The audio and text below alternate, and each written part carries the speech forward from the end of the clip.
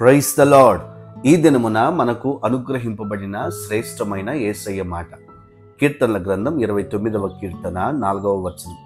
యెహోవా స్వరము బలమైనది, యెహోవా స్వరము ప్రభావము గలది.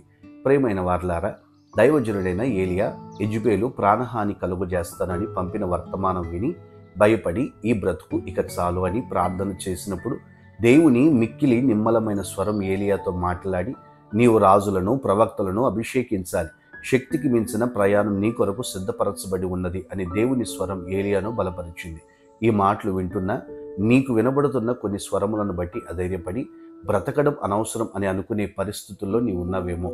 నీవు ప్రతిరోజు వాక్యమనే దేవుని స్వరమును వినగలిగితే నీవు ఎంతటి దయనీయమైన పరిస్థితుల్లో కృంగిపోయి ఉన్నా నీ కొరకు శక్తికి మించిన ఆశీర్వాదం దాగి ఉంది అని నీవు తెలుసుకొని అట్టి దీవెన పొందుదువుగాక.